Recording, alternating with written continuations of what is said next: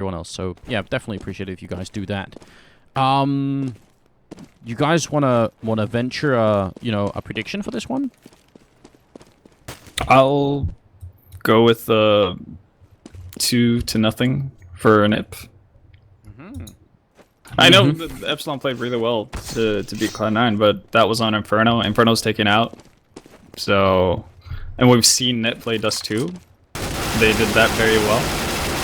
So, I don't know. I'm going to lean towards 2-0 victory for NIP. Semler, are you on the NIP boat? I'm considering right now.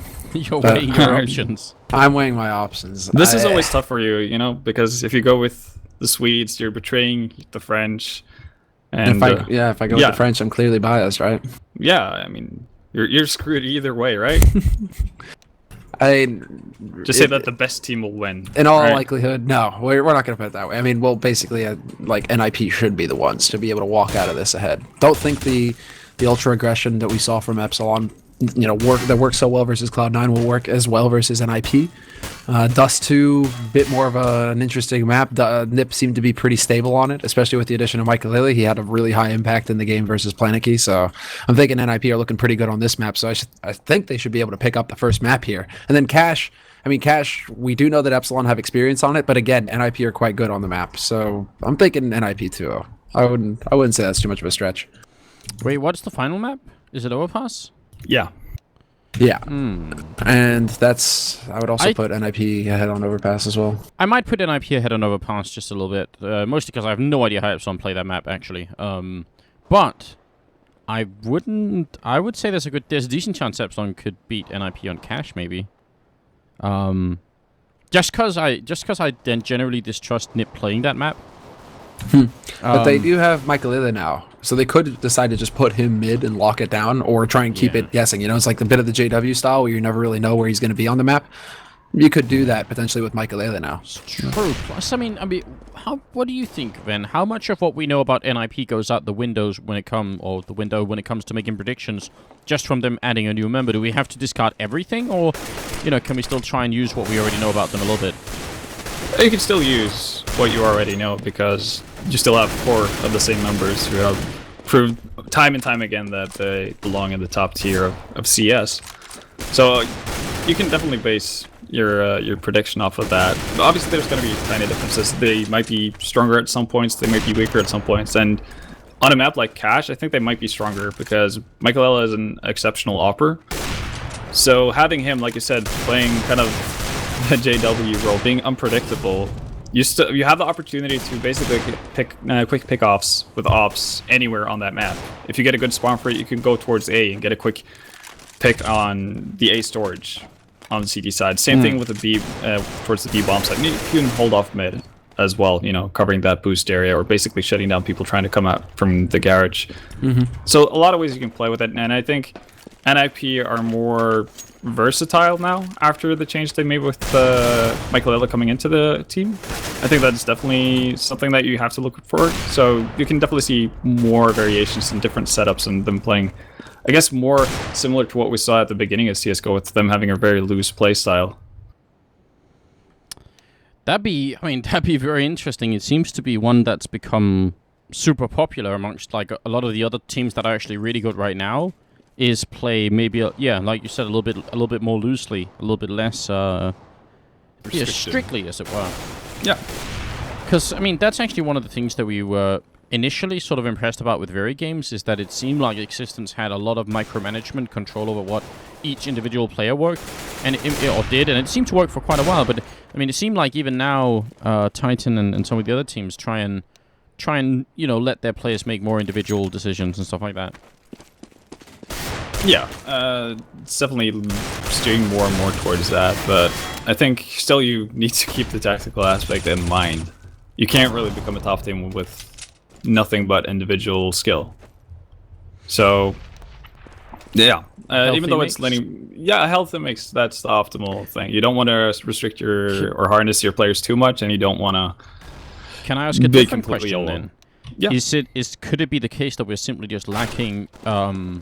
really good in-game leaders in Global Offensive? Because actually I remember Lopez couple of, like maybe 4 or 5 days ago was tweeting and saying actually, you know, a lot of the really good in-game leaders from 1.6 never translated, like they've never even tried to pick up Global Offensive. Ave and a couple of other ones like that. And then the question is, I think actually his suggestion was, well, maybe a lot of the people playing right now, like a lot of the new talent coming up, maybe they should seriously try and become in-game leaders and just make it a choice to try and see if they can become good enough at it. Do you think that's a viable option? Well, another one is, how many can you name right now when you think in-game leader captain? How many? Go. As like that are good? Yeah, right now at the top of the scene. I would say Existence Pronax. I think Fetish is obviously a great in-game leader too. Yeah. After that, it gets tough. Yeah, those are like the three, right? Like they're when it comes to like sick in-game leadership. I guess Dazed. Yeah, actually, I would. But he's not a team anymore. I don't know if that. I don't know if we could call him a great in-game leader now. I would. Oh, dude, you have to. Yeah, I would definitely put Dazed up there. He's. It's as easy as he gets into a team. That team gets infinitely better. Yeah, but end of story. Yeah. It doesn't matter if maybe he had some calls with the other members. Who knows what really happened and all of that chaos that was the iBuyPower roster changes. But you can't deny the fact that he improved iBuyPower significantly. No, can't take that away. Yeah, I would definitely put Dazed up there as well. He's definitely super smart when it comes down to it. But you're right, there aren't like a huge amount of really skilled in-game leaders out there. I mean, I guess Navi. Yeah, Navi has some pretty good leadership. That's actually true. Can't take that away from them. Even though they've swapped around here and there, I still think we have to credit them with. They have people who know what they're doing. Absolutely. And also, so one of the few captains that actually translated, really well from 1.6. Obviously, I mean, in 1.6 Navi were a whole different question, right? Oh, absolutely. So they've definitely transferred well, no doubt about it. But like Lurkus pointed out, it's a bit of a shame that we never got to see people like Abe and Threat, Karn, so on, moving into CS:GO, because that definitely could have given you a completely different take on how to play CS, and we might have seen the tactical approach to CS being more popular if that was the case. Yeah, but there's still room for improvement. Hit ready for the stream. Oh yes, I will. See, everyone is on the server, so we should be good to go. Yeah, streamers are ready too. So any second now, guys, and we'll be going on with it. It's NIP versus Epsilon here. It's the Caseking of Kings, and I hope you guys are going to be excited. It's a best of 3, and we have Dust 2, we have Cash, and we have Overpass as 3 maps picked. Now, NIP, they beat Caseking Dynamics, and they did it very convincingly on Dust 2 in a best of 1. Epsilon had a bit of a rougher match against Cloud9, but they did look very much in control of it on Inferno. So we'll have to see how they fare against the newly minted Swedish lineup, swapping out Michaelele for for Michaelele. I think one thing we also need to point out is that SF is not playing. SF is not playing for Epsilon right now. We have Fisher instead, it looks like. Yeah. Now that's interesting. You gotta wonder what happened there. Yeah, who knows? They did have some issues with the various people's connection in the previous game versus Cloud9. So that might be why Fisher is playing now. I would assume so. Because if you beat Cloud9, you probably don't want to swap out a player right after, right? No, that doesn't make a lot of sense. Ah, well, hopefully it's not too much of an issue they're running into. Fisher. I noticed that Freiburg called him Fisker instead, which is much older, right? Oh yeah, that you have to go a couple of years back.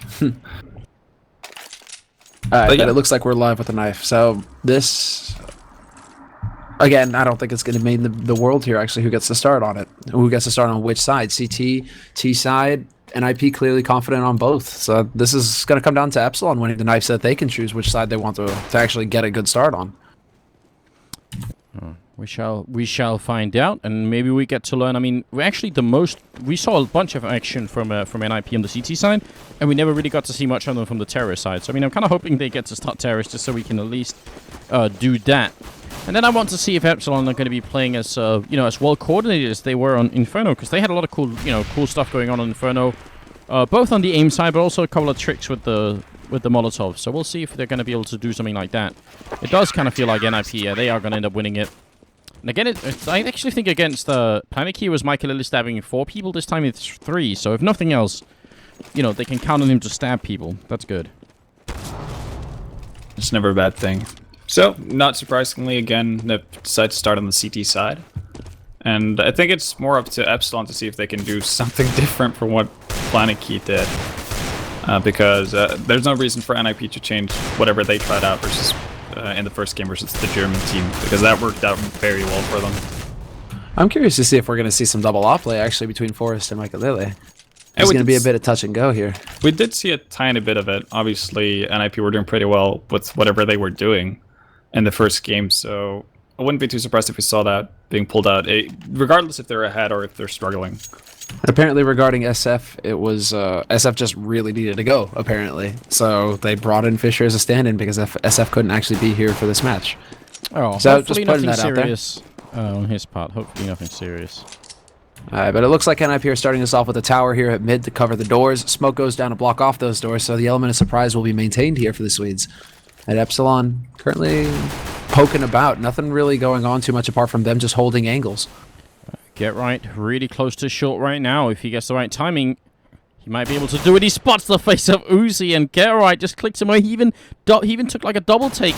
He sees Scream jumping as well, and now he's finally fall back, which is pretty a good idea. He's still hanging around here as well. Beast2 is looking for a nade opportunity here that could potentially set it up for his mates, but he's only got a flash and a smoke. It's going to be this flash going in. GMX trying to get the punish, but Get right, no fear. He's holding his ground. He's just clicking away. He's finally going to fall back into the CT spawn, and he's got Michael Lily there to help him out as well with the USPS. And over at the B-bomb side, it's Forrest holding and it's Freiburg, and they might get to see some action pretty soon. I think there's going to be a smoke coming in here to CT spawn, and Get right, can he guess the angle through? That's the question. Or is he just going to try and play right at the edge? He jumps through right into the waiting arms of Fisher, and it's going to end up going down. Forrest inside will get the kill. Freiburg with another one, and the last bullet from Freiburg comes through, and it's a headshot. Takes down Scream. Now it's on Fisher, and he can't make it work. Forrest will pick up the double, and Freiburg will get a double of his own. So actually, apart from Get Right and that beautiful one-shot, it's actually Forrest and Freiburg in the B-bomb side who end up being sort of the heroes. It was. Absolutely, and Epsilon had a pretty similar pistol run to what we saw Planet Key do against Nip as well. Although took a bit more time to set up for it. They even lost one man to Get right early on, so that didn't help them at all. But the B split doesn't quite work out versus Nip. I like the way Forrest and Freiburg are playing that. Double headshot on the guys holding long, though. That was a bit of a scary moment there for NIP. They decided to take that fight at long, and eventually they just got nailed. Exist and Get Right both down to sub 20 HP. This is a bit of a painful situation now for Nip against pistols. And the reason why is that Get Right was actually walking up with burst fire. So he took a burst fire and then had to swap to full auto just to be able to hold off. Yeah, now they hit Freiburg down the middle, so I mean, if nothing else, Epsilon are really doing a tremendous amount of damage to the Swedish team. Maybe they could actually just, Oh, Michael Lille. Oh, no. Oh, no. He's got the Mag 7. He's not going to hit the shot. He actually just goes down. There's a great opportunity. That's a very viable way of using the Mag 7, but he didn't hit anything. And now it's on Forrest coming up from short here, or from Catwalk. I mean, this is a fantastic round for Epsilon, and Fisher actually has a deagle in hand. GMX is stolen the FAMAS. He gets a tag on Forrest as well. GMX looking for that headshot. He's not going to quite find it. He just needs to stay alive at this point. It's going to be up to Fisher to draw the attention here. They're buying a lot of time right now. And NIP, they have a kit on Freiburg, but he's so very low. He actually runs right up onto the site. He's the point man now for NIP. And Uzi's coming up from behind as well. This is such clever play. Exist trying to run away. And Uzi, he went for the long con. Very, very smartly planned out. Vendetta, how did it get so out of control for NIP in that round? First off, the 2 dinks on long, that played a huge role for them. The fact that they didn't actually lose any members, or too many members early on, it allowed for them to reconvene. They'd already done a ton of damage to the Nip player, so then they just needed to find an opening so they could attack the site where they could actually do some damage with the pistols. Going out on long after you get the 2 dinks, sure, you might be able to catch off 1 or 2 members from Nip if you're really, really lucky, but the safe option to go from short was just really smart from Epsilon. And Michael Lille missing all of his shots with the Mag 7, probably not the best thing that could have happened to you. That was a running scout headshot from DMX on Maikelele, who tried to get in here. Get Right again he's continuously trying to occupy that spot, but then Exist down the middle gets another one with the scout. They have picked it up. They tried for that boost again. He hits the body shot on Uzi as well, and if they're trying to get in here, they got to be careful. Freiburg has a deagle in hand, and that's an instant 1-dig on Scream. He takes him out, and we're into a 3-on-3. What a game this is turning out to be already in the third round. This is a real battle between both of these teams. Double dig action. Freiburg's already picked up one frag, but Get Right's currently camping short with one of his own. Epsilon likely to go out through long this time around, though, so really trying to play with these guns, try and see how far they can push the advantage of the rifles that they have, but they're going to have to get close eventually, and Get Right's going to spot them out. Freiburg has the AK. He can't connect with the spray. Get Right worried about someone coming up short, but they're all down on long. He's got one bullet, and it won't connect. Freiburg takes one. He's got the deagle. Another headshot. Finally, they bring down Freiburg, which is not easy. He took 3 people with him. Now there's 20 seconds left here, and Forrest can't... I mean, I think if 1 bullet here or 2 bullets to the chest is going to be enough to bring down Uzi. Forrest, he's not in a bad spot right now. He's in a very good spot, actually, with the P250 as well, and Uzi is taking a long time to get into position to plant this bomb. He's going to plant it safe. So Forrest, he knows that it's here. Now it's just a waiting game. Who's going to land the shot first? Forrest finds the angle, but he's down to 19 HP. Uzi's looking so good. He tries to fake it out. Forrest jumps once and again, and there it is. Second time around. He picks it up, and he's got enough time to defuse. And Uzi, he went for he threw out his pistol to try and see if he could do it, but like fake out Forrest, just not going to work. That's 3 pretty action-packed rounds. Vendetta, what's the follow-up for this for Epsilon? Do they go for a buy here? If I'm Epsilon, I'd probably not buy up. You're too spread out on your money. You're not going to get properly equipped on everyone, and you're not going to have enough nades really to work with. So it's going to be really hard for you to... You can't go towards B without any nades, and you can't really do proper splits and all that good stuff without the proper nades. So I'm perfectly okay with them ecoing. They're, yeah, doing an eco, buying up a couple of nades, that's better. The better option in the long run. Alright, well, it's certainly is going to be interesting to see if they can do a little bit here. They do have some body armor on Uzi. Get Right, just holding down Mouse 1 and killing absolutely nobody. But Exist down in the pit has a bit of a better chance to get some headshots in here, and Get Right will eventually help out. The bomb is dropped as well, and it will be a quad mate. Ah, not quite. Maikelele comes in and steals the last one. So, losing one guy, I think that's not too bad for NIP. They're going to be alright. Now the question is, what is Epsilon going to do? They could actually go for an AWP on somebody if they wanted to. There it is. All right. I was looking at it because Maikelele was at 4,700, and I'm like, he's $50 short of an AWP. Come on. And then you see Exist actually has enough money to drop for him. So it'll be just a quick trade there for NIP. They will have the sniper rifle going into this round. And Uzi has one as well. Maikelele picks up the first kill, but Uzi wants to get someone jumping up. They're not going to commit to it. And again, the so-called Noah Tower, as some people in HLTV were getting quite angry because we called it a Noah Tower and said it's the Four Kings Tower. So either way, I think we're just going to keep up with that one word. Get it right. Too confusing. Flashbangs in. Scream. It's going to go down. Epsilon certainly knew that this was a possibility because that flashbang is designed to kill that tower.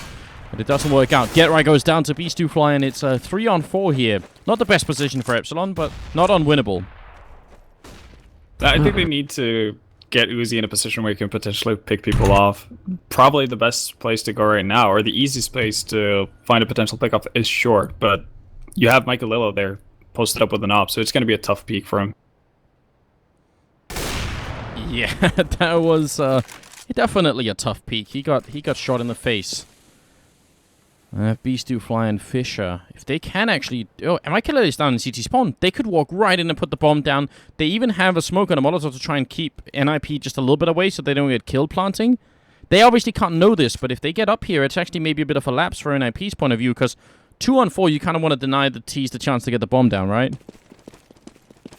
Yeah, but at this point, I'm actually pretty certain that NIP are more interested in just winning the round as safely as possible. Well, Maikelele comes in, gets another kill. That's now a triple. And Fisher's stuck completely, and he's going to go down as well.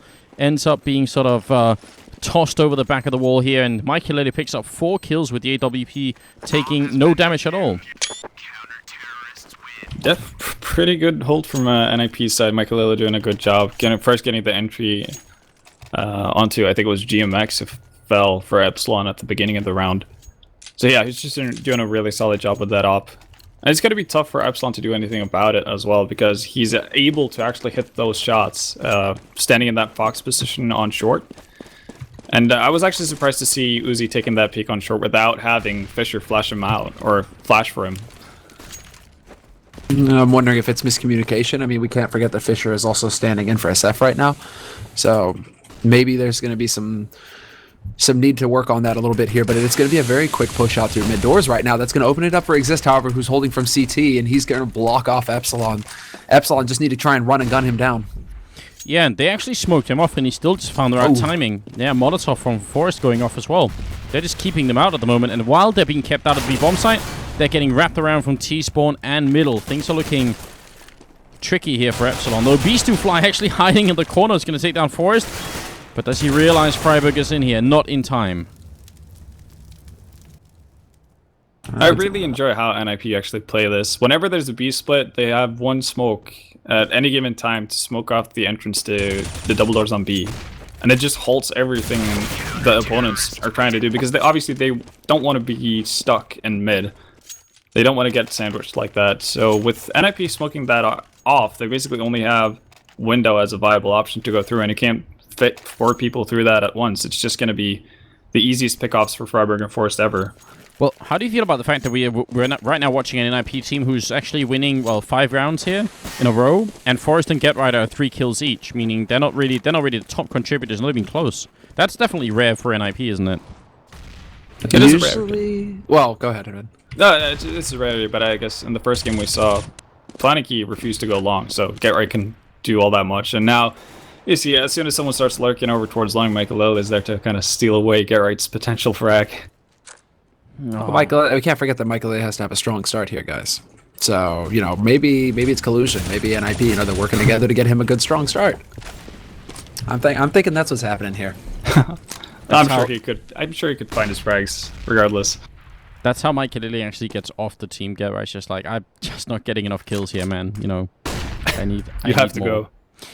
Mike Lily, speaking of him, he's up on short again, and he's going to take down GMX. This time, a slightly different position. What Jordan or Nothing referred to as, you know, during the SWC, despite having an off angle, right? Because you can clearly see GMX was ready for him to be right at the corner, and actually Mike Lily was just 2 steps back. So that means his angle of peak is just a little bit different, and that's definitely super annoying.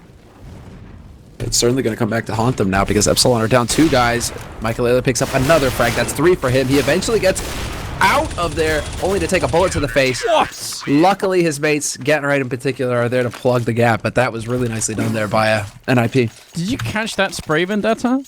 I did not. I was watching Michael Lella. Oh, that looked ridiculous. Likewise.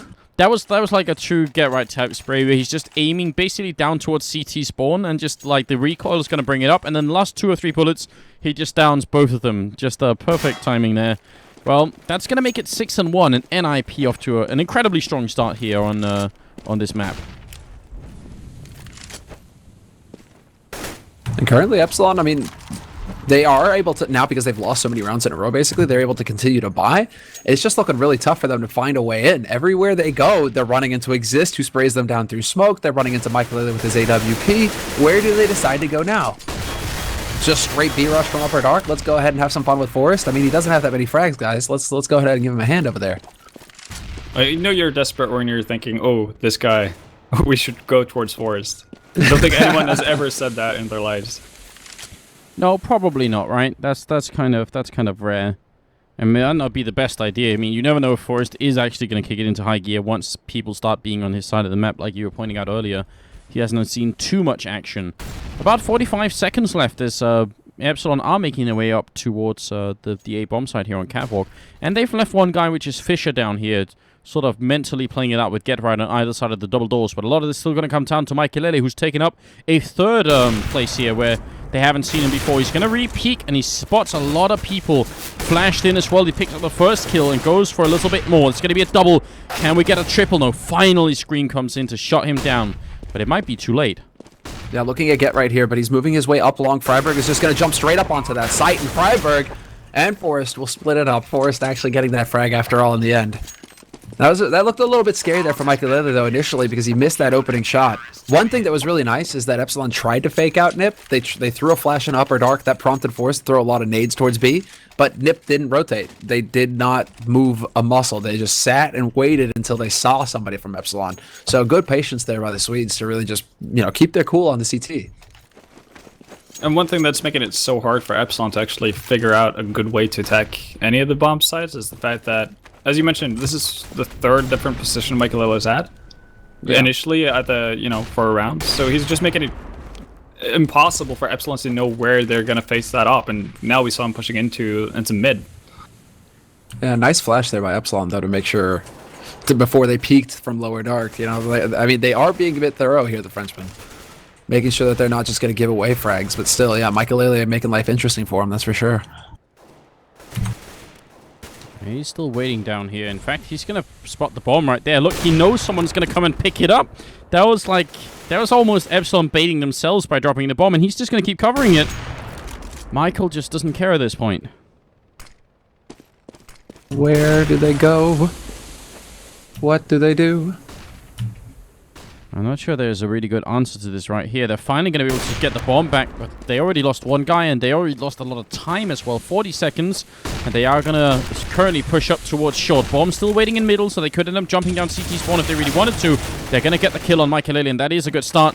That bomb is making its way in, but now they've actually lost the two players. I think Epsilon were trying to be a little bit too elaborate in this round here. It is just going to be Fischer left. Freiburg gets the last 2 kills in. Then we've seen pushes before where the bomb sort of makes its way out middle or upper dark, and then the 2 people pushing short actually end up sort of jumping out of CT spawn, and it becomes like a super elaborate B push. But it felt like Epsilon maybe were trying to accomplish a little bit too much that round. No, I think the initial plan was to go towards A the entire time, but they don't seem that coordinated, which I guess is to be expected with the stand-in on their team. Do you think it's coordination, or is it confidence? I think it's more down to coordination, but obviously lacking coordination doesn't boost your confidence. No, that's a good point. Because you saw the cat smoke where they could plant for cat, right? But then there wasn't a real follow-up. It looked like they were still trying to make up their mind because the bomb just sat in mid. Yeah, and I also think the way that Michael Lilla played that round was just really smart.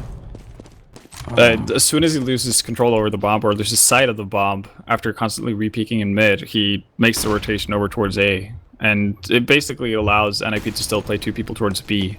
So they've just got everything covered really safely. Oh man, that was a funny spray by Freiburg. He just held down mouse 1 and ended up killing everybody. That was good.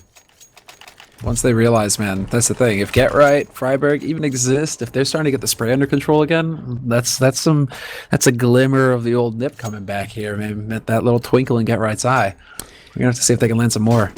This time GMX has an AWP on the terror side. Let's see if that is going to make a difference or not. He spots 2 people jumping by, but Mike Hill is being boosted up on short. Again, just looking for new angles that he can try and abuse against the Epsilon team. Keep them guessing. And they're worried that he's going to be down in mid, but they're thinking about the wrong angle right here. So he's going to walk out and take the face off of Beastie Fly. So, yeah. I mean, actually, what's interesting about the addition of Mike Hileli, apart from the fact that he's obviously playing really well at the moment, it's also just the fact that, yeah, you remember when Simple was added to the Hellraisers team, and it actually seemed like the rest of Hellraisers sort of played better as well. If that could be true for NIP in a similar way, that would definitely make the team very powerful again.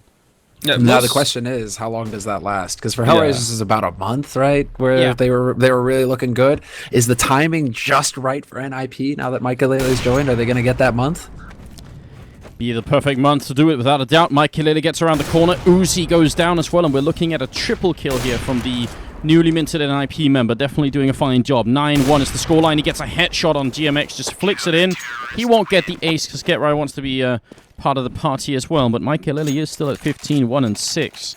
So there's not really much to criticize here for NIP. So what about Epsilon instead? Then how do they start getting around on the board? It's tough to say. I guess they could try moving towards B and not through the middle area, which is not something you'd want to do initially because you want to maintain map control as the T side. But as of right now, they're just getting shut down by Mekalila anywhere they go. And this is something that's new for NIP because you never saw them playing this aggressively with an AWP to find entries on the CT side. But this is something the addition of Michael allows them to do, and he's been hitting pretty much every shot he's taken so far this game. Yeah, that's been the really impressive part. It's just the confidence. It's like a boulder rolling downhill. It's only going to gather speed as it goes. He's just landing sick flicks. So until he actually gets shut down, I don't know if GMX is going to be able to put him down hard enough where Michael Lily gets reset and has to start over from zero. One thing, though, is that he is still just a stand-in, guys. Got to be careful.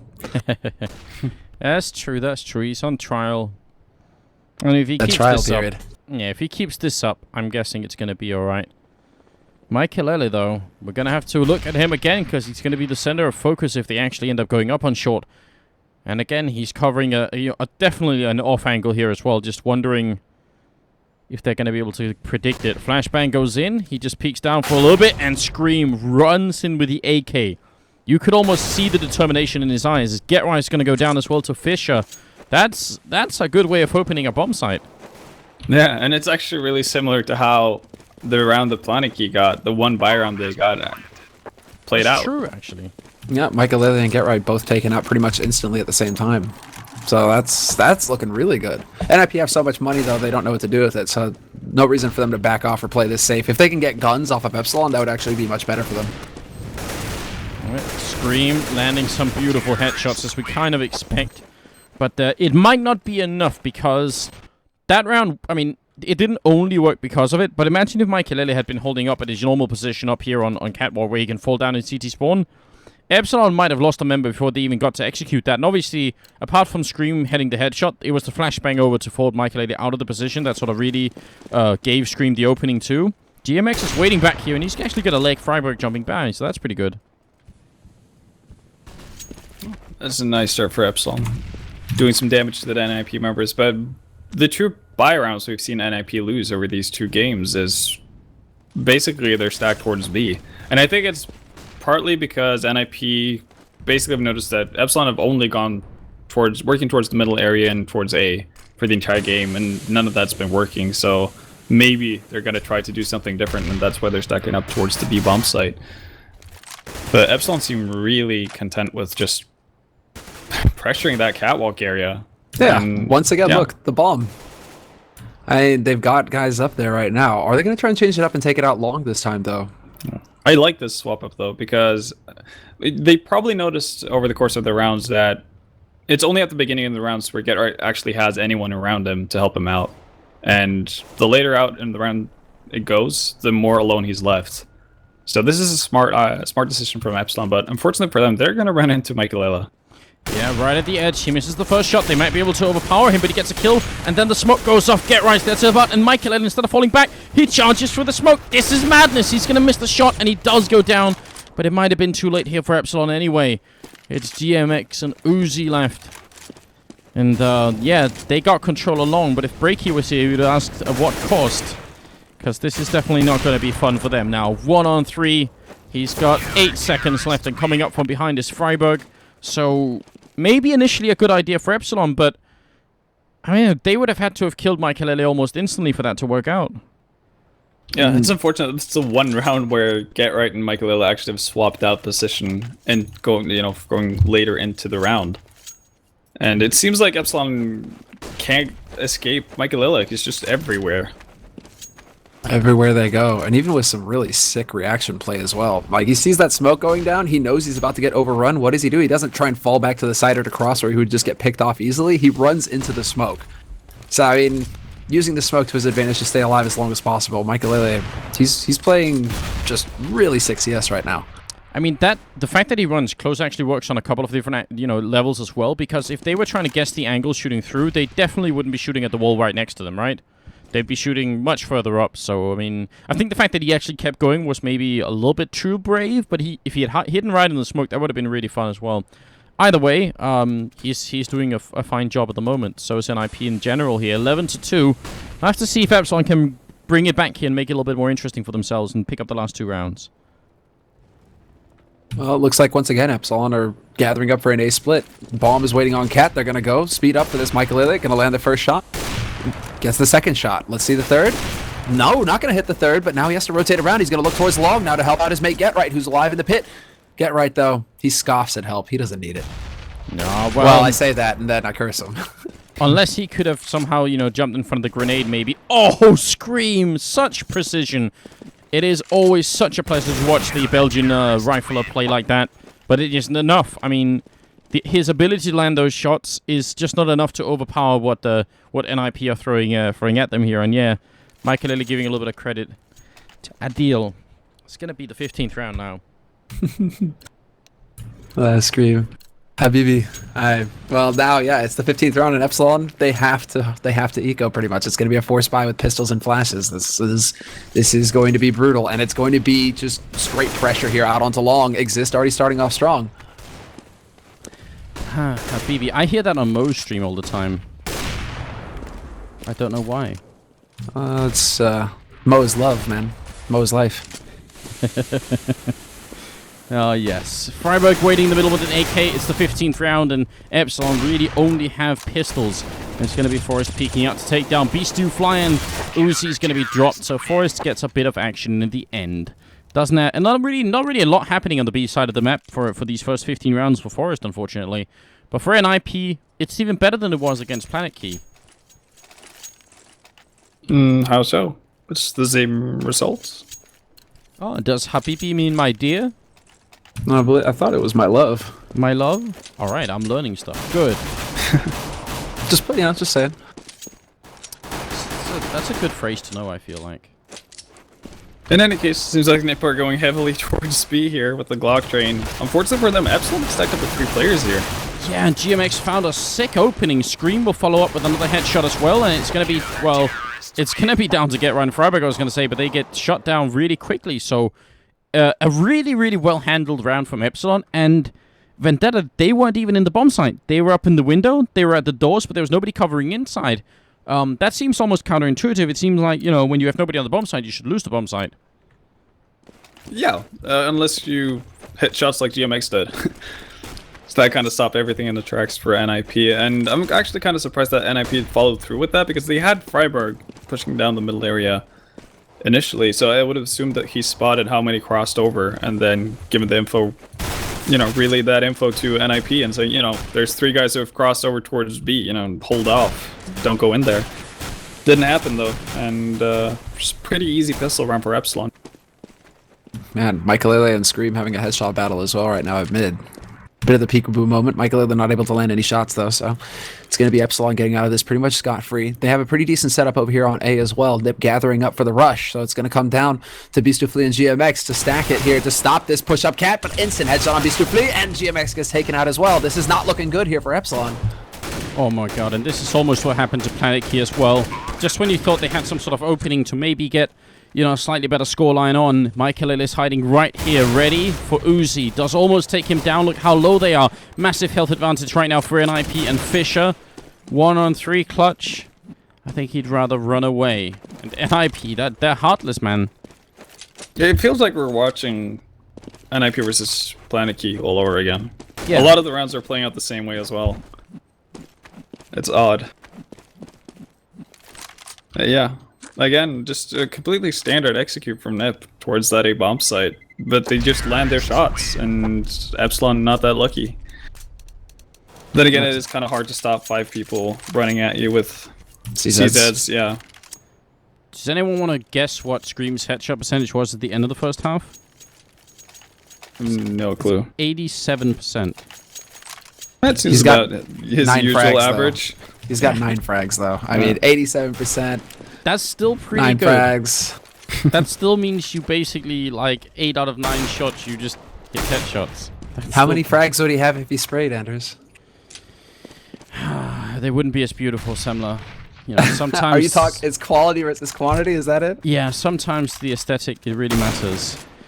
But I think actually Epsilon right now, they'd rather have the quantity here, as they are getting shut down over on long. GMX gets shot out of the map. You gotta be joking me. Did that really just happen? He actually got evicted. He's out. So we're gonna need Where a is screenshot he? of He's that. disappeared? He Doesn't even respawn. He fell outside the map. Probably not. That's it. You can't get back in the game. They're gonna play 4 and 5 for the rest of it. Scream. He's gonna be alone in a 1-on-2, and he's just gonna try and save this rifle. What a moment. See, you're lucky, man, because for me, the model just kind of like flopped against the wall and it's stuck there, so no eviction on my side. Wah, wah. Man. It's unfortunate. He actually fell over the wall here on the stream. That's so good. It's going to be map point here for NIP. This is the map that NIP chose, right, Dust 2? I believe they chose Dust 2. So Epsilon chose Cache, and that's the second map. It's best of 3 game here, guys. So let's not count the French Belgian team out. But obviously, NIP seemed, at least for the moment, it's a little bit too early to judge, I feel like, but at least for the moment, they seem pretty strong. This is looking pretty damn good. Oh, and there's going to be a fast play here from NIP out onto B site. Forrest is going to find the headshot on Uzi instantly. Good counter flashes coming out from Screaming to buy time, but in the end, he just gets completely overwhelmed, and we're looking at a pretty clean round here for NIP. There's no saving now for Epsilon. No, there really isn't. And they weren't even going to let Scream hide behind that box. They were actually jumping up on the double box, going straight into the B bomb site just to look over it. So pretty smart play overall. Nice shot from GMX with the headshot there on Forrest. But at the end of the day, it's not really going to matter. Freiburg wants to knife, and he's not going to make it work. 16-3. And that's the first map going in favor of NIP. Whoa, that's pretty impressive. NIP clearly have fixed something on Dust 2. Like, this is looking like NIP's map at this point. We were just talking about how they were struggling for so long on Dust 2, figuring out how to actually make this map work for them. Now, all of a sudden,